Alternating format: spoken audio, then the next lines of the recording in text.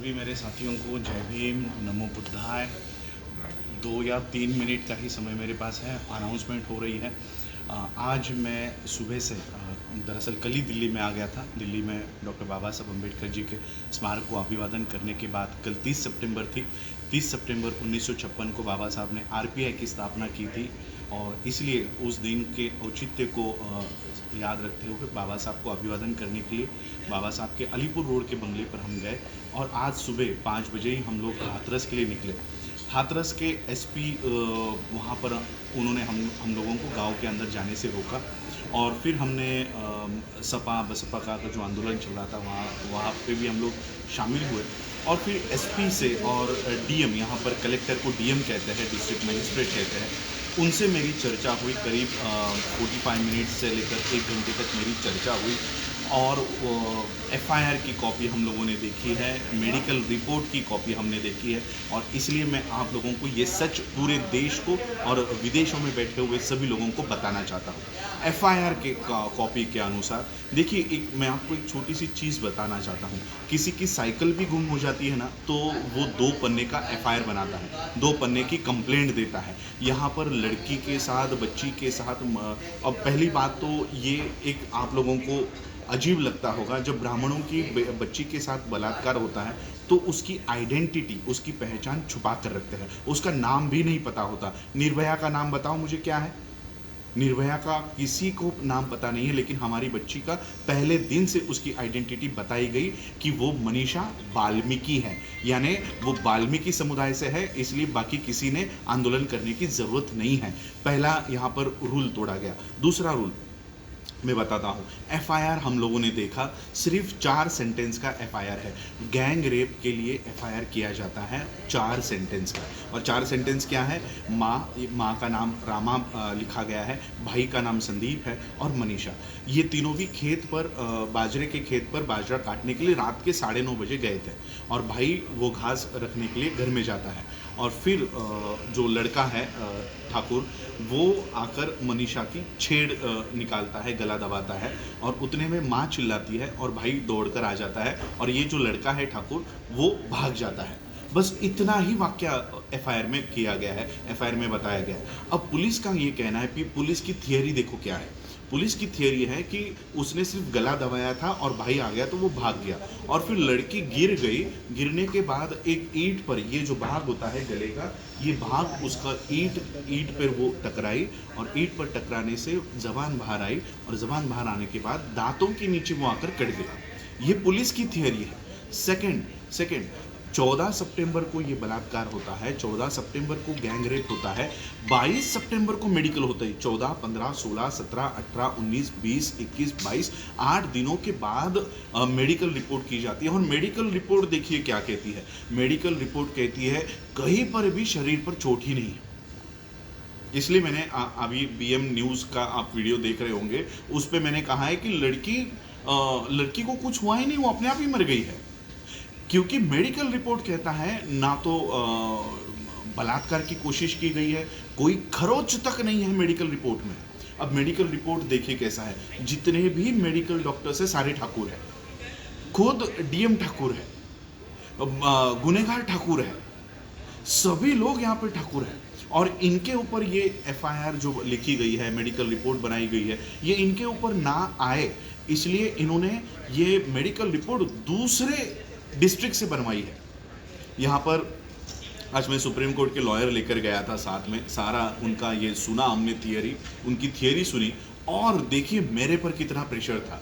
मुझे डीएम कहता है कि आप ये अनाउंस करो कि रेप हुआ ही नहीं था, रेप हुआ नहीं है, ये आप अनाउंस करो, यहाँ से अनाउंस करो। इस तरह का प्रेशर अगर मेरे पर आ सकता है, सोचिए फैमिली पर कितना प्रेशर होगा। हमको फैमिली से मिलने नहीं दिया जा रहा, गांव को बंद करके रखा हुआ है और कहते हैं कि गांव के अंदर तनाव है। तो बताओ ना, तनाव किसने पैदा किया है? गांव के अंदर जाने नहीं दे रहे। पुलिस प्रशासन इतनी निचले स्तर पर गिरी हुई है यूपी की कि सही में जंगल राज क्या होता है वहां पर जाकर देख लो। पूरी पुलिस इसमें शामिल है, पूरे मेडिकल स्टाफ इसमें शामिल है और ये नेचुरल है कि वाल्मीकि परिवार, यानी उनके पिताजी ओम प्रकाश जी, उनके भाई संदीप जी, उनकी माता रामा जी, ये नेचुरल है वो लोग ये केस नहीं लड़ेंगे, क्योंकि एक बच्ची तो वो गवा चुके हैं, वो अपने बेटे को, अपनी बीवी को नहीं गंवाना चाहते, इसलिए उनके ऊपर बहुत प्रेशर है। रात के 2:30 बजे बॉडी को क्यों जलाया, ये जब हमने उनको पूछा तब ये कहता है कि ये फैमिली उस बॉडी को लेकर बार्गेनिंग कर रही थी कि 1 लाख दो, 2 लाख दो, 5 लाख दो, 10 लाख दो, और फिर जब 25 लाख पर इनका डन हो गया तो बॉडी जला दी। ये इनकी पुलिस की थियरी है, कि इसलिए हम लोगों ने 2:30 बजे ये बॉडी जला दी है। तो इनके सारे पेपर्स अब मेरे पास आ गए हैं। देखिए, जैसे मैं आप लोगों को कहना चाहता हूँ, मैं तो बाबा साहब का परपोता रिश्ते में लगता हूँ, लेकिन आप लोग, अगर आपको पूछा जाए तो आप कहोगे हम बाबा साहब के बेटे हैं। तो वो वाल्मीकि परिवार भी बाबा साहब का बेटा हुआ, वो वाल्मीकि परिवार भी बाबा साहब को मानते हैं, तो वो भी बाबा साहब के बेटे हुए। तो इस रिश्ते से अगर वो बाबा साहब के बेटे हैं तो फिर मैं उस मनीषा का भाई हो गया, और इसलिए अगर वाल्मीकि परिवार ये केस नहीं लड़ेगा, और मुझे पूरा विश्वास है कि वो ये केस नहीं लड़ेंगे, वो ये केस नहीं लड़ पाएंगे, क्योंकि अगर उनको जिंदा रहना है तो वो ये केस नहीं लड़ेंगे, नहीं लड़ पाएंगे। और इसलिए अगर वाल्मीकि परिवार ये केस नहीं लड़ रहा है तो अंबेडकर परिवार ये केस लड़ेगा। इसलिए सारे पेपर्स मैं आज वहाँ से लेकर आया हूँ, एफआईआर की कॉपी वहाँ से लेकर आया हूँ, मेडिकल रिपोर्ट्स की कॉपी लेकर आया हूँ, और इसमें इंटरवीन हम लोग करेंगे और ये मांग करेंगे कि ये जो केस है ये यूपी से बाहर चलाई जाए। महाराष्ट्र में, दिल्ली में, कहीं पर भी, बॉम्बे हाई कोर्ट में कहीं पर भी चलाई जाए, लेकिन यूपी से बाहर चलाई जाए। और इसलिए ये सारी रिट पिटिशंस हम लोग डालेंगे, इंटरव्यू पिटिशन हम लोग वहाँ पर डालेंगे, और ये केस अब हम हैंडल करेंगे। क्योंकि हम देखिए, केवल उन 4 लड़कों को फांसी पर चढ़ाने से न्याय नहीं मिलेगा। इन डीएम से लेकर, एसपी से लेकर, मेडिकल प्रोफेशन के डॉक्टर्स तक, जब तक इनको हम जेल में नहीं डालते, एक उदाहरण जब तक हम सेट नहीं करते, तब तक हम पीछे नहीं बैठेंगे। क्योंकि आज देखो, हम हाथरस में गए थे, मैसेज आता है कि बलरामपुर में भी वही घटना घटी है। कहाँ तक जाओगे, कहाँ तक भागोगे आप लोग? एक दिन थक कर बैठ जाओगे। और इसलिए ये केस में हम लोग ऐसा उदाहरण सेट करेंगे कि अगर पुलिस थोड़ा भी इस तरह का गैर व्यवहार करती है तो उनको भी जेल के पीछे डालने के लिए कोई ना कोई यहाँ पर खड़ा है, कोई तो आवाज उठाएगा जो इनको कानून के तौर पर पकड़ेगा।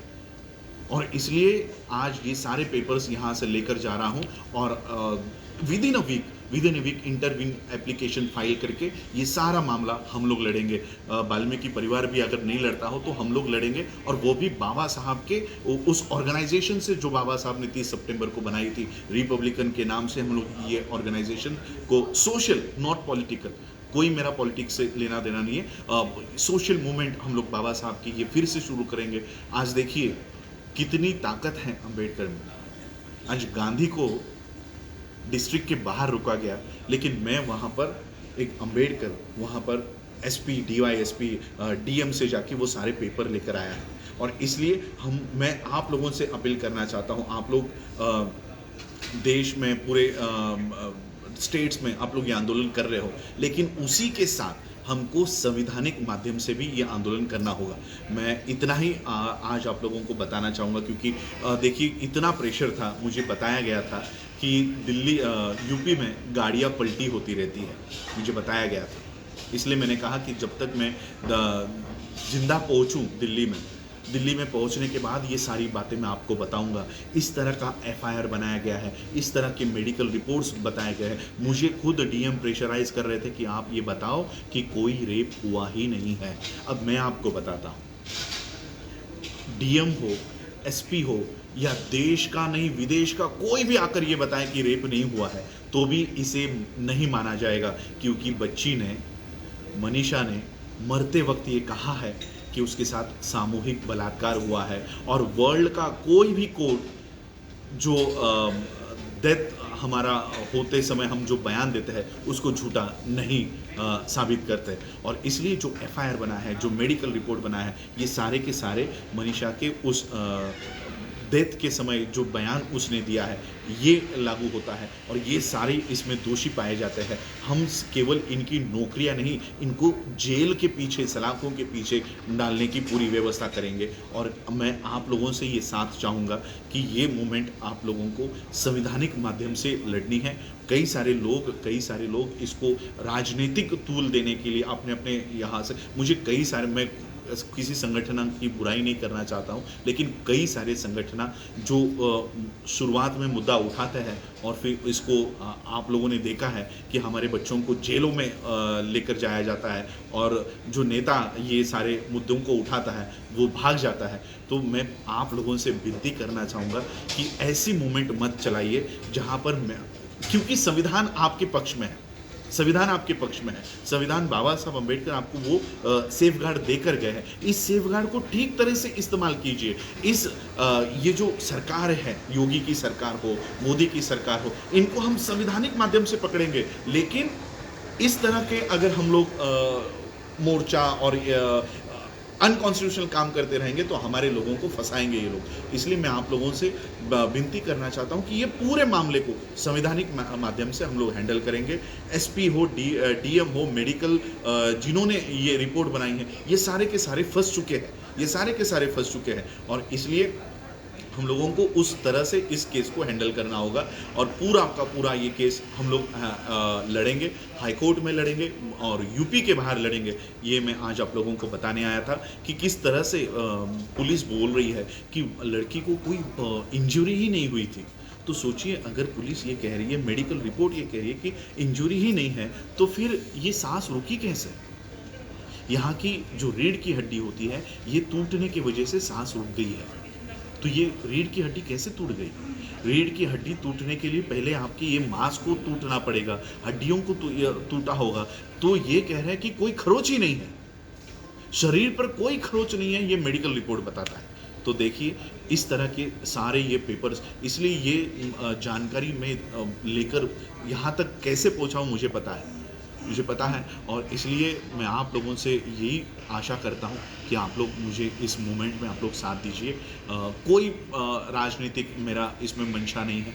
बाबा साहब के रिपब्लिकन मूवमेंट को हम इस माध्यम से रिवाइव भी कर रहे हैं और देश में जो विपक्ष को मुद्दे उठाने चाहिए थे, जो विपक्ष, नकली विपक्ष कांग्रेस और गांधी ये जो बता रहे हैं, ये वो मुद्दे नहीं उठाएंगे और अगर उठाए भी तो इसकी फ्रीक्वेंसी इनके हाथों में होगी, कब मुद्दा उठाना है, कब मुद्दा गिराना है। और इसलिए ऐसे लोगों के हाथों में हमको हमारे मुद्दों को नहीं लेकर जाना है और इसलिए असली विपक्ष का काम अब बाबा साहब की इस रिपब्लिकन मूवमेंट से हम लोग करेंगे। यही बताने के लिए मैं आज आप लोगों के सामने आया हूँ। आप लोगों ने मुझे सुना, उसके लिए आभार, धन्यवाद। जय भीम।